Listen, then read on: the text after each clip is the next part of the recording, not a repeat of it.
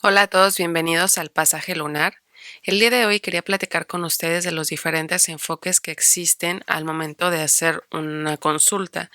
Esto con la finalidad de que ya sea como tarotistas poder definir nuestro enfoque puede ayudar a que tengamos los consultantes que estén más alineados a nuestro enfoque, para que los consultantes también puedan saber si eligen a un tarotista, qué tipo de enfoque trabaja ese tarotista, nos puede ayudar a decir, ok, sé que le puedo preguntar, sé que me puede responder, sé que la sesión hacia dónde la podemos llevar, porque ya conozco el enfoque que va a trabajar esta persona. Y las preguntas que nos tenemos que hacer para poder elegir, ya sea como consultante, qué tipo de tarotista necesito, qué tipo de enfoque, o como tarotista es el para qué.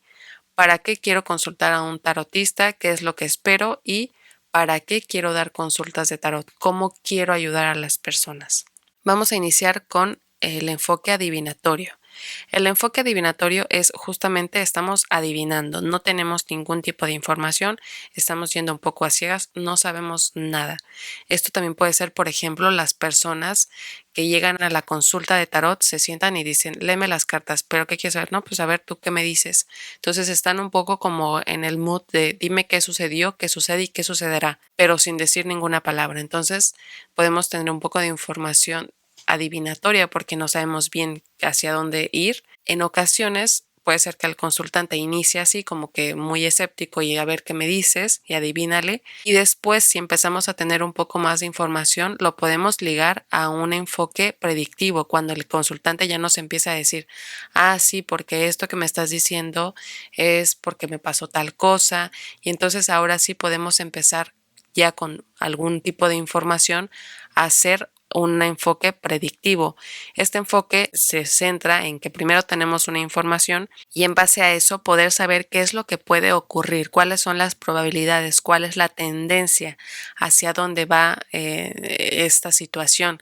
Y por eso es que lo ligamos con el adivinatorio, porque también al momento de predecir o dar probabilidades o tendencias, al hacerlo con un mazo de cartas, pues estamos de alguna forma adivinando. Y por eso están muy ligados estos dos. La diferencia es, como les mencionaba, el adivinatorio no tengo ningún contexto. La persona puede preguntar, ¿cuáles son los números de la lotería que van a ser ganadores? Estamos adivinando. ¿Qué va a pasar mañana? Estamos adivinando, porque no tenemos ningún tipo de información, a menos que nos diga, mañana voy a tener una reunión y quiero saber cómo me va a ir. Eso es predictivo, porque entonces ya sabemos que mañana va a tener una reunión y que quiere saber cómo le va a ir en esa reunión.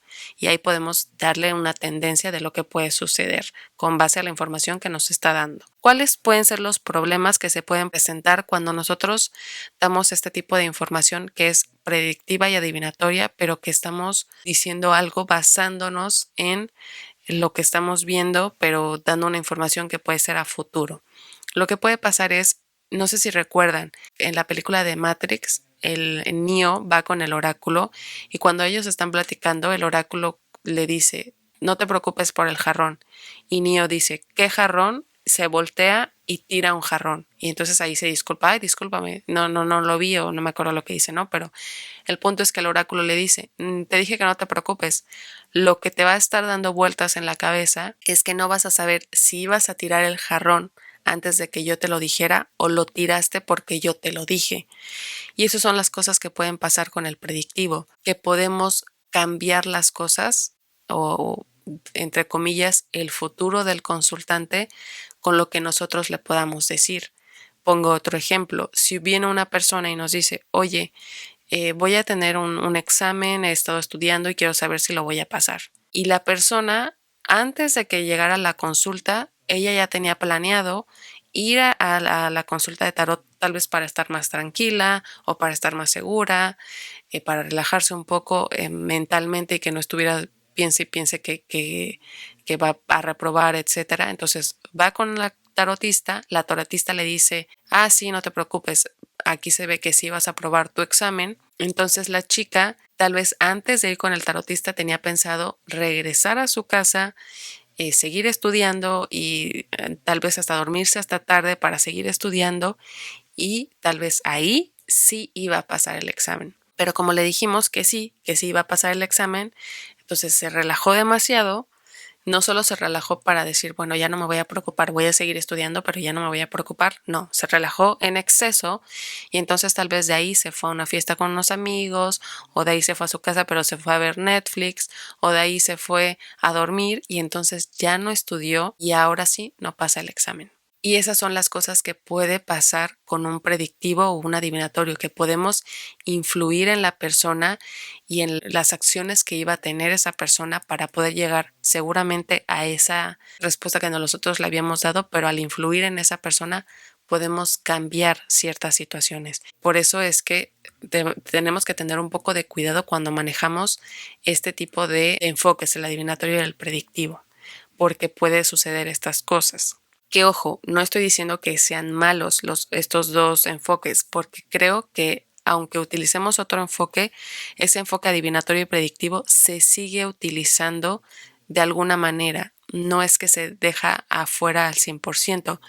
Por ejemplo, en un enfoque evolutivo, donde estamos queriendo saber cómo llego de un punto A un punto B, cómo puedo lograr ese crecimiento, qué necesito hacer, cómo lo tengo que hacer, qué tengo que hacer, cómo tengo que ser o qué tengo que estar haciendo o cualquier tipo de este tipo de preguntas que les comento para promover la acción a que yo haga algo para poder llegar a ese punto B y poder tener ese crecimiento que estoy buscando. Utilizamos un poco del adivinatorio y el predictivo, porque podemos tener el contexto del punto A y del punto B, pero lo que tenemos en medio lo vamos a ir prediciendo basándonos en el punto A y cómo podemos llegar al punto B. Vamos a utilizar los arcanos y vamos a utilizar la información que conocemos de los arcanos y toda la simbología que ellos tienen para darle una información. Incluso yéndonos también al enfoque terapéutico,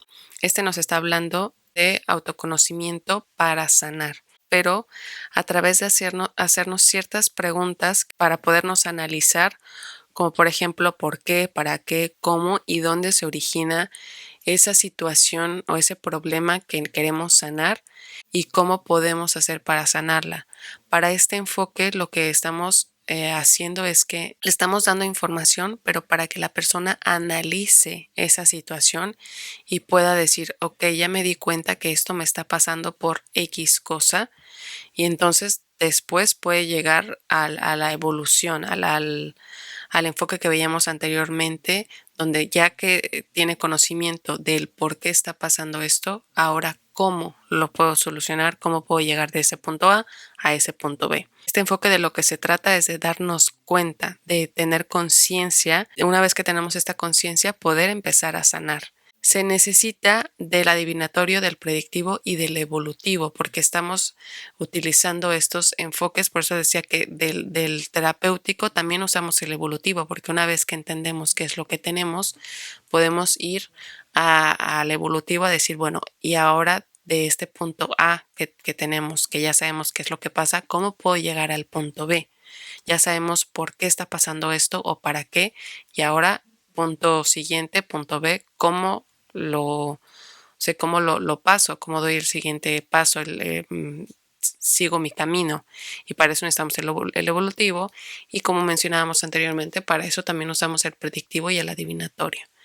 Entonces, por eso digo que el adivinatorio y el predictivo no es que sean malos, pero podrían ser de mayor utilidad si los utilizamos ligados a otros enfoques. También una cosa que aquí hago un paréntesis porque creo que es muy importante, hay que tener mucho cuidado, no porque hagamos un enfoque terapéutico somos terapeutas.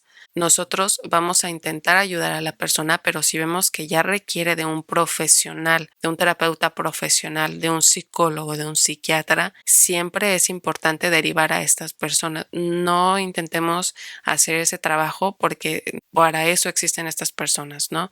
Si ya vemos que es una situación más clínica, que vemos que ya incluso puede poner en riesgo su vida, su salud, su integridad y que lo estamos queriendo ayudar, pero vemos que no lo estamos ayudando, hay que derivarlo con un especialista. Siempre deberíamos de derivarlo con un especialista, porque a pesar de que nosotros nos apoyamos del tarot y de toda esta información y sabiduría que el tarot nos puede ofrecer, el otro tipo de sabiduría que es más de un psiquiatra, un psicólogo o un terapeuta no lo tenemos, y entonces hay que derivarlos, a menos que sean psiquiatras, psicólogos o terapeutas y que usen el tarot ligándolo con su especialidad. Entonces ahí ya sería una cuestión distinta.